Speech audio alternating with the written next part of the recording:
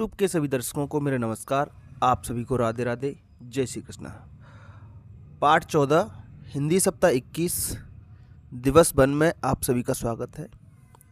इस पूरे के पूरे सप्ताह 21 में हम जो आपकी भाषा भारती पुस्तक है उसका पाठ 14 मिट्ठू, इसके बारे में प्रश्नों को हल करेंगे। ठीक है, तो एक बार सभी बच्चे अपनी पाठ्य पुस्तक से मिट्ठू नामक पाठ को अवश्य पढ़ें। ठीक है, उसके बाद आते हैं हम अपने मुख्य पाठ की तरफ। चित्र में कहाँ का दृश्य दिखाई दे रहा है? आपके घर के आसपास कौन कौन से पेड़ हैं? बरगद, नीम, बबूल, आम, जाम। घने पेड़ों वाले जगह को क्या कहते हैं? जहाँ पर बहुत सारे घने घने पेड़ खड़े होते हैं उनको हम कहते हैं जंगल। ठीक है, या फिर एक छोटी सी जगह जहाँ पर बहुत सारे पेड़ होते हैं उसको बगीचा भी कहते हैं, गार्डन या बगीचा कहते हैं। ठीक है, आप कभी सर्कस देखने गए हैं? आप बताएं कि आपने सर्कस देखा है, हाँ या नहीं।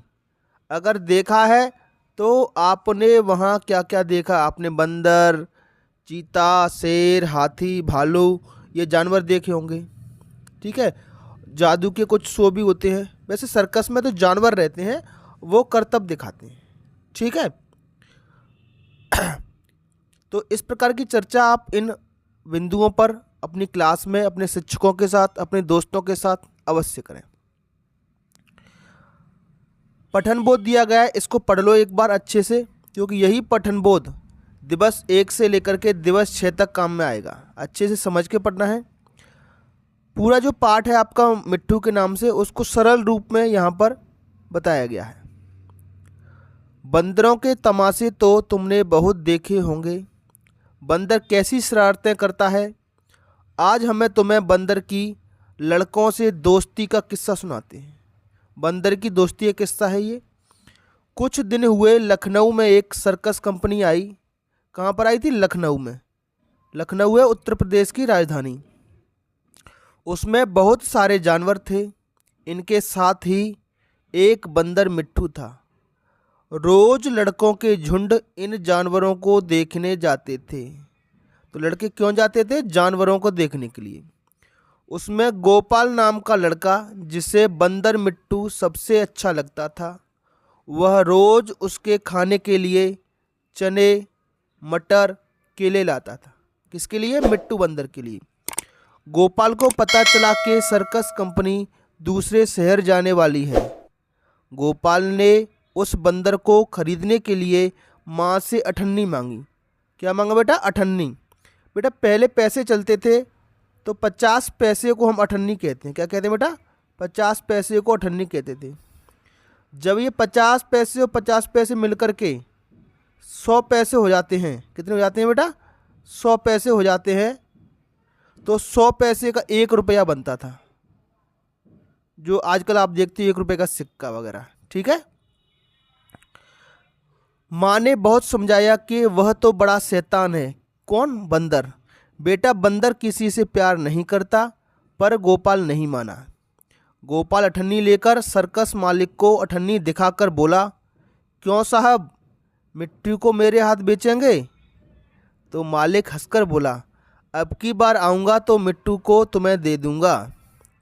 गोपाल मिट्टू को ढूंढते ढूंढते चीते के पिंजरे के नज़दीक पहुंच गया। चीते ने गोपाल पर पंजा मारा। इसे देख मालूम नहीं मिट्टू कहाँ से आ गया। मिट्टू चीते के पंजे पर कूद पड़ा और पंजे को दांतों से काटने लगा। चीते ने बंदर को घायल कर दिया। मिट्टू बंदर की हालत देखकर गोपाल रोने लगा। मिट्टू का इलाज करने से वह ठीक हो गया। गोपाल उसे प्यार से देखने लगा। आखिर सर्कस कंपनी के चलने का दिन आ गया। गोपाल बहुत उदास था। मालिक ने बिना अठन्नी लिए ही बंदर गोपाल को दे दिया। गोपाल को जैसे खजाना मिल गया हो। तो ये पठन बोध है बेटा। इसको पढ़ने के बाद आपको लिखित भाषा विकास में इसी पठन बोध की 5 लाइनें शुरू की आपको देख करके लिखनी है, यहाँ से यहाँ पर। ठीक है, इसके बाद अगले प्रश्न की तरफ बढ़ते हैं। आपने कौन कौन से जंगली जानवर देखे हैं? जो जानवर जंगल में रहते हैं उन्हें हम जंगली जानवर कहते हैं।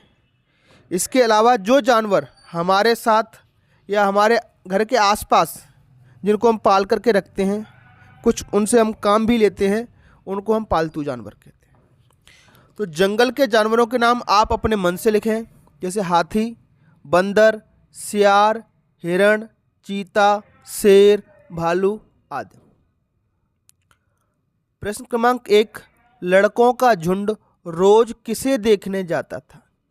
बेटा ऊपर जो पठन बोध दिया गया उसमें साफ लिखा है कि लड़कों का झुंड रोज सर्कस के जानवरों को देखने जाता था।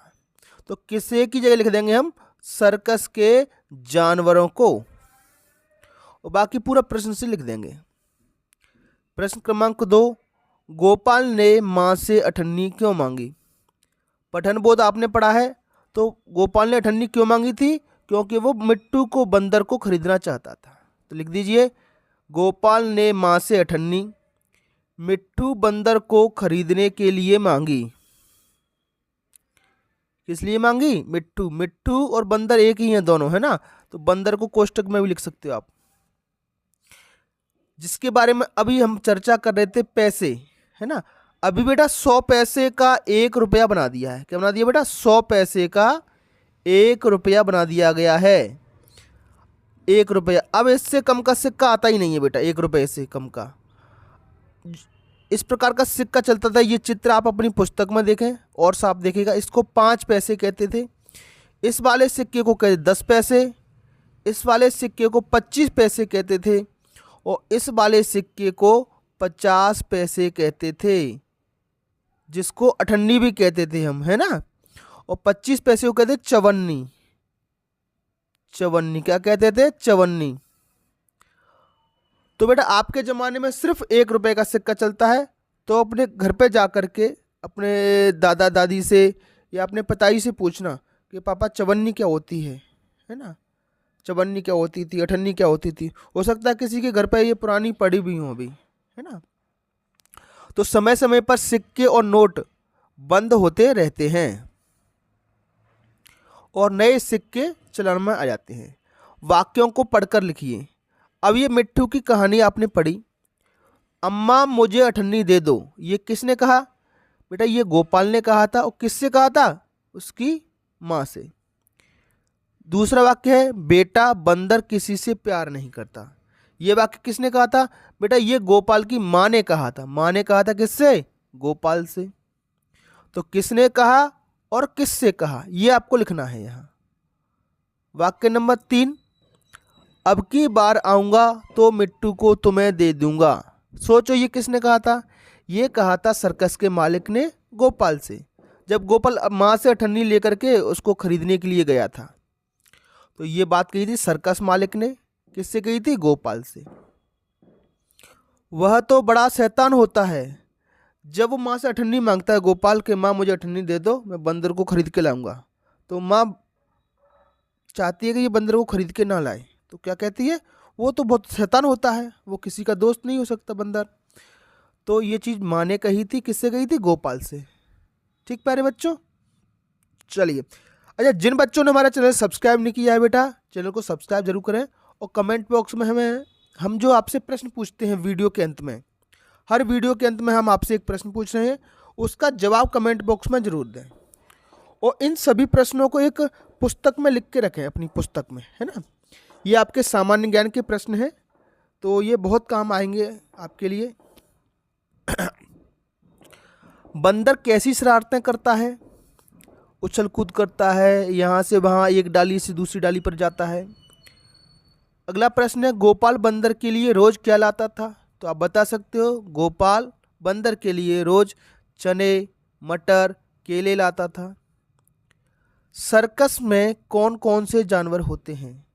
तो अगर आपने सर्कस देखा है टीवी में या वाकई में कहीं गांव में, शहर में देखा हो, तो सर्कस में बंदर, शेर, हाथी, भालू, चीता, तोता, इस प्रकार के जानवर आपको देखने को मिलेंगे। अगले प्रश्न की तरफ बढ़ते हैं। स्वतंत्र लेखन है। आपने बंदर को कहाँ कहाँ देखा है?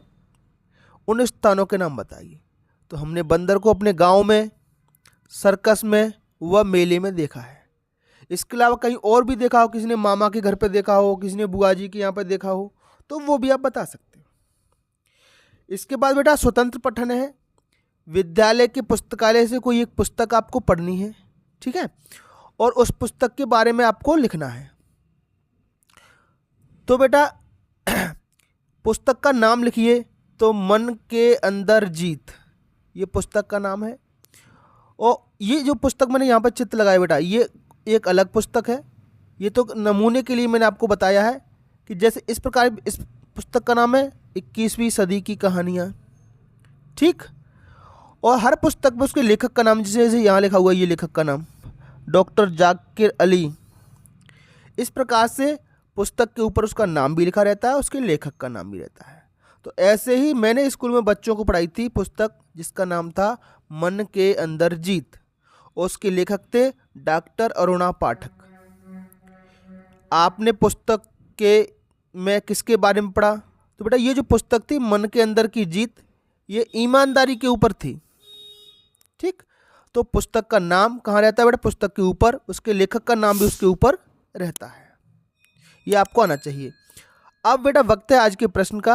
आपके लिए आज का प्रश्न आपकी स्क्रीन पर ये रहा। उत्तर प्रदेश की राजधानी क्या है? अरे ये तो बहुत सरल प्रश्न आ गया बेटा, है ना। तो भोपाल, दिल्ली, लखनऊ या जयपुर? तो इसका जवाब प्यारे बच्चों आपको कमेंट बॉक्स में ज़रूर देना है, ठीक। चलिए, तो आज की वीडियो में इतना ही प्यारे बच्चों, फिर मिलेंगे अगली वीडियो में। तब तक के लिए आपका दिन शुभ हो। Have a nice day and thank you.